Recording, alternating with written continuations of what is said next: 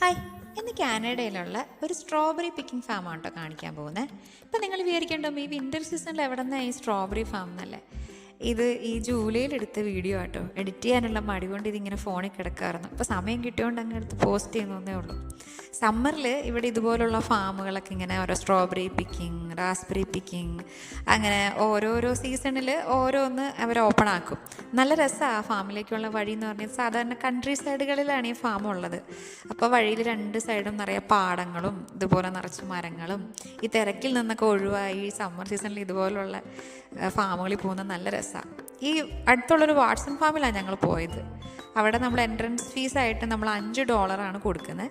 ആ $5 കൊടുത്തു കഴിഞ്ഞാൽ നമുക്ക് അവിടെ നിന്ന് എന്തോരം വേണമെങ്കിലും സ്ട്രോബെറി പറിച്ച് തിന്നാൻ പറ്റും.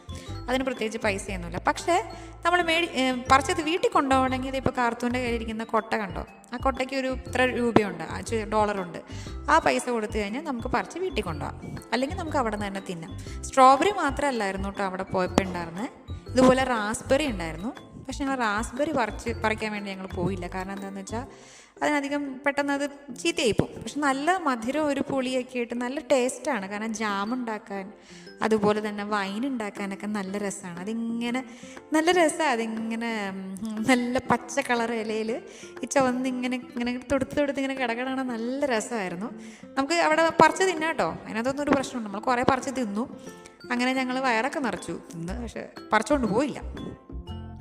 ഞങ്ങൾ പിന്നെ പോയത് സ്ട്രോബെറി ഫാമിലേക്കാണ്. ഞാൻ ആദ്യമായിട്ടാണ് ഒരു സ്ട്രോബെറി ഫാം നേരിട്ട് കാണുന്നത്. കാരണം നാട്ടിൽ നമ്മുടെ അവിടെ വട്ടവടയിലൊക്കെ സ്ട്രോബെറി ഇതുപോലെ പിക്കിംഗ് ഒക്കെ ഉണ്ടെങ്കിലും ഞാനവിടെ പോയിട്ടില്ല.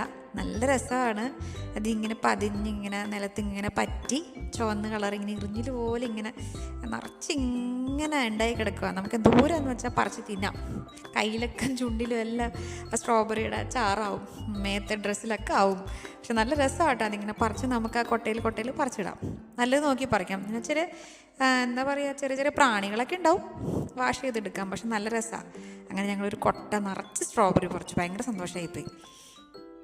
ഈ സാധാരണ ഫാമിൽ പോലെ തന്നെ ഇവിടെയും ഫാം അനിമൽസും അതുപോലെ ഇങ്ങനത്തെ കുറേ പ്രോപ്സൊക്കെ ഉണ്ടാക്കി വെച്ചിട്ടുണ്ട് ആൾക്കാർക്ക് കാണാനൊക്കെ ആയിട്ട്. കാരണം ഈ കുട്ടികൾ ഈ സമ്മർ സീസണിലൊക്കെ വരുമ്പോൾ ഇതൊക്കെയല്ലേ ഒരു സന്തോഷമൊക്കെ ഉള്ളൂ. നമുക്കവിടെ പൈസയൊക്കെ കൊടുത്ത് ഇതുങ്ങൾക്ക് ഭക്ഷണമൊക്കെ കൊടുക്കാം, ആടിനൊക്കെ തീറ്റയൊക്കെ കൊടുക്കാം. നല്ല രസമായിരുന്നു മൊത്തത്തിൽ ഫാമിലെ കാഴ്ചകളും. കുഞ്ഞൊരു പാർക്കിൻ്റെ സെറ്റപ്പൊക്കെ ഉണ്ട്. അങ്ങനെ ഞങ്ങൾ എല്ലാ കാഴ്ചകളൊക്കെ കണ്ട് അങ്ങനെ അവിടെ നിന്ന് പതിയെ ഇറങ്ങി. അപ്പോൾ വേറൊരു വീഡിയോ ആയിട്ട് പിന്നെ കാണാം. ബൈ.